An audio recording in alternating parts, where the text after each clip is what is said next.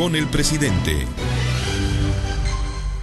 5 de la tarde, 24 minutos. Estamos transmitiendo en vivo desde Villahermosa, capital de Tabasco, esta audiencia pública con el primer concejal de Centro, el licenciado Francisco Peralta Burelo. 315-2223, nuestra línea telefónica. Licenciado, usted ahorita está en un esquema pues diferente a los demás ayuntamientos. Es un consejo, hay 3 integrantes y el resto de los alcaldes... pues podríamos decir, válgase el término, tienen que lidiar con los regidores. Ajá. ¿Eso ayuda? Bueno, es difícil, según se ha venido viendo, entenderse con 14, con 13, con 12 regidores. Pero yo siento... Y además politizados, ¿no? Porque sí, forman parte del... son cotos de partidos políticos. Sí, con partidos, con intereses, con pretensiones diferentes. Pero yo siento que el arte de la política lleva muy bien a que uno se puede entender con 3, con 5, con 14, con 15. Quien practica la política tiene la ventaja de poderse entender con todos. Entonces, es un reto formidable entenderse con 14 regidores. Se tiene uno que entender, se entiende hasta con más gente cuando uno se propone entenderse. Hay tantas convergencias que tenemos que manejar, más allá de las diferencias, y es cuestión de ejercicio político, de actitud política, de intenciones políticas, para que nos entendamos todos. Cuando no nos queremos entender, nos cuesta trabajo entendernos con 1 o con 2. Cuando queremos entendernos, nos entendemos con 14, con 15 y hasta con más. Sin embargo, ahora la circunstancia en la que está es su mejor escenario. Se tiene que entender con 2. Es un escenario muy bueno, pero yo me entendería con 14. Es decir, no me costaría ningún trabajo, creo yo. Antes no me costaba ningún trabajo hacerlo.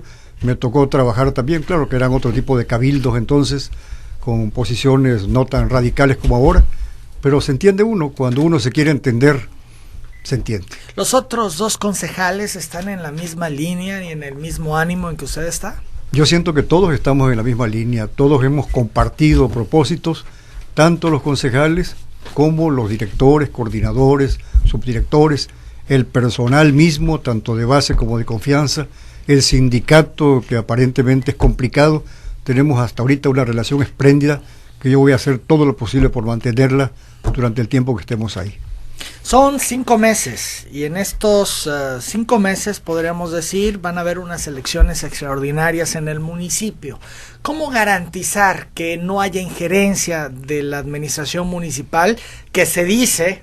y usted como periodista sí lo sabe perfectamente, siempre tienen presencia, siempre se meten, siempre influyen para favorecer a alguien en particular? Sí, yo he comentado que nosotros no somos un aparato electoral, nosotros somos un aparato administrativo, político.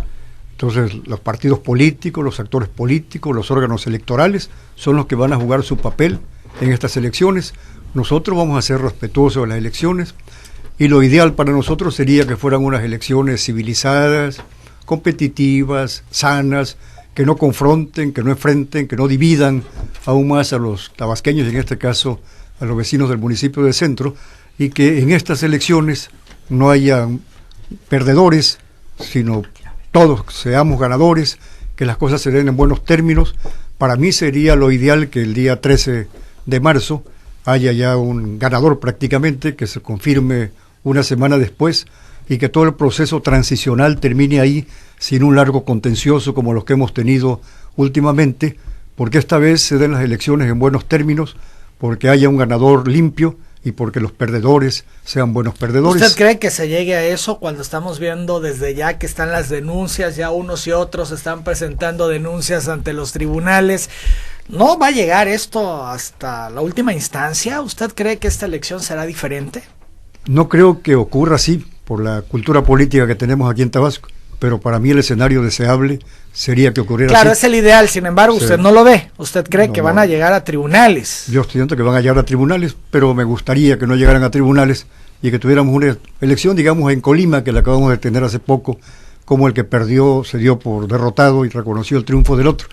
Esa parte civilizada, digamos, nos hace falta en la política tabasqueña para que podamos avanzar democráticamente. Bien. ¿Usted milita en algún partido político?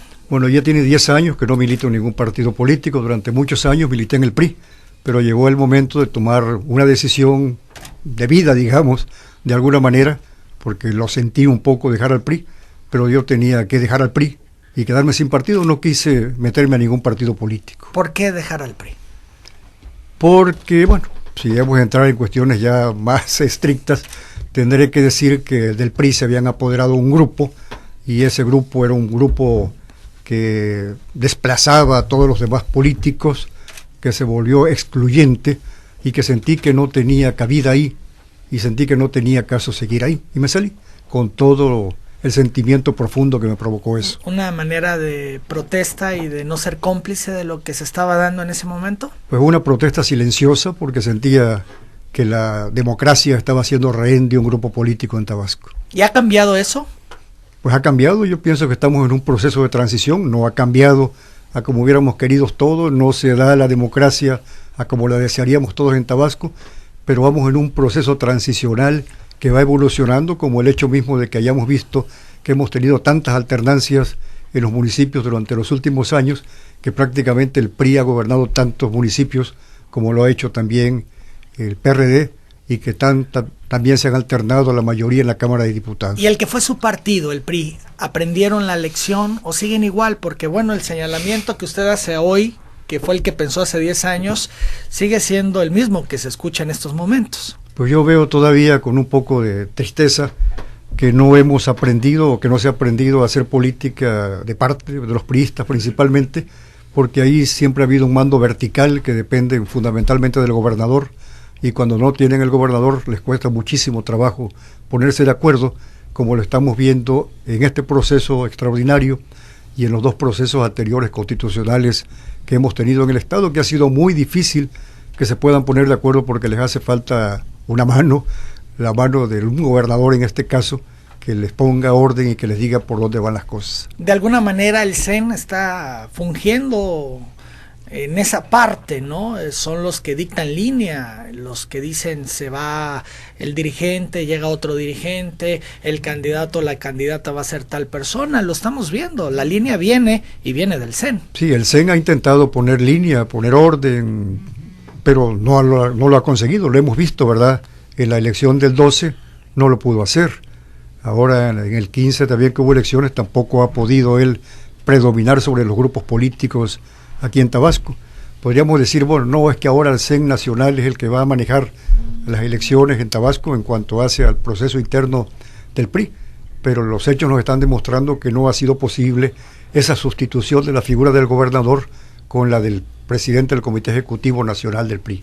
¿Los priistas son difíciles, los tabasqueños? Yo creo que en todos los partidos ocurre más o menos lo mismo, lo estamos viendo continuamente aquí en Tabasco, porque nos hace falta desarrollar una cultura política democrática. Yo pienso que lo que ocurre, digamos, con Arturo Núñez es un demócrata por vocación, y él deja libre juego democrático muchas cosas, y a veces la gente dice, bueno, pero ¿por qué no busca la manera de tener el control de la Cámara? ¿Por qué no busca aquel otro control? Cuando él tiene otra manera de pensar. Nosotros pensamos aquí en la hegemonía de un partido, en la antidemocracia un poco, y no pensamos en el juego democrático que nos permitiría realizar mejor nuestros procesos democráticos, estar mejor representados en las cámaras y en los ayuntamientos, y seguramente, o quizás sin duda, tener mejores gobiernos. Francisco Peralta Burelo dejó de creer en los partidos políticos, ¿por eso no se afilió a ninguno?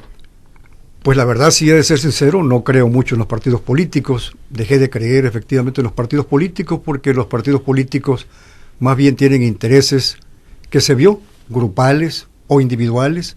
En algunos casos son un individuo o un grupo político, como lo vimos en el PRD, por ejemplo, o en otros partidos, el que predomina y el que determina lo que se tiene que hacer. No hay el libre juego democrático. Cuando se habló de la consulta, las bases de las priistas o los perredistas o los etcétera que iban a decidir quiénes eran sus candidatos, no ocurrió. Siempre hubo una mano que señaló este va a ser, hubo bloqueo para los otros aspirantes que no querían porque no eran cómodos, en fin, cuando se cerraron espacios para los demás. Entonces todo eso no ha ocurrido. Si no se democratizan internamente los partidos, ¿cómo podríamos creer en los partidos políticos? Además, los partidos políticos desgraciadamente perdieron la identidad, la identificación con los ciudadanos. No representan a los ciudadanos, sino los ciudadanos son los que tienen que hacer prácticamente lo que los partidos políticos dicen. Y en las cámaras, digamos en la federal, vemos nosotros que los diputados actúan en razón de la línea que les dan del partido y no los partidos en razón de la línea que les dan los militantes, en este caso los diputados. A mí me tocó, por ejemplo, con el IVA, ¿no? Es decir, todos los diputados priistas, seguramente todos, no quiero decir que la mayoría, sino todos, queríamos votar en contra de lo que se votó a favor del IVA, el incremento al IVA, ¿no? Sin embargo, todos tuvimos que votar por el incremento al IVA porque no nos quedó más alternativa, por la serie de presiones y el manejo político que se hace de todo eso en el país y que se ha venido haciendo durante mucho tiempo. Entonces el partido que predomina sobre los legisladores, sobre los diputados, sobre los ciudadanos en general. ¿Y entonces qué? ¿El camino es hacia los independientes? ¿Hacia allá debería de fijarse la sociedad en los candidatos independientes para que lleguen a ser gobernantes independientes? A mí me parece que debemos de pensar en la democratización. Ese es un sueño que se tiene desde hace mucho tiempo, en la democratización de los partidos políticos.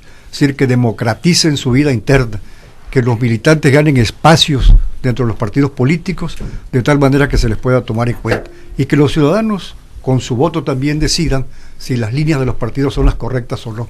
Los candidatos independientes podría ser hasta como un espejismo, creo yo. Podríamos ahorita estar deslumbrados un poco por el Bronco y decir, bueno, esa es la vía finalmente, ¿no?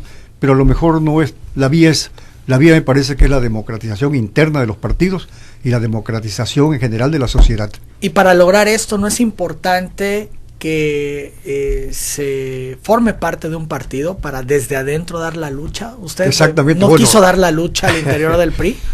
Bueno, así pensaba yo también antes. Cuando yo me metí al PRI hace muchos años, cuando era joven, yo dije, me voy a meter al PRI porque desde el PRI voy a tratar de cambiar las cosas. Uno piensa, sueña de esa manera, y luego se da uno cuenta de que no puede uno cambiar las cosas definitivamente, ¿verdad?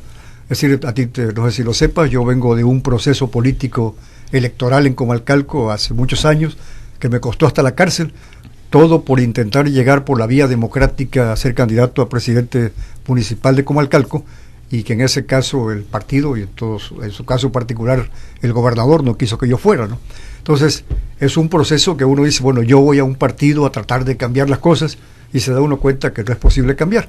Y luego, pues, si uno quiere hacer carrera política, sobre todo antes, cuando nada más había un partido y era hegemónico y fuera de ahí no había ninguna posibilidad de hacer carrera política, pues asimilaba uno de alguna manera, se la sobrellevaba uno dentro del partido, ¿verdad?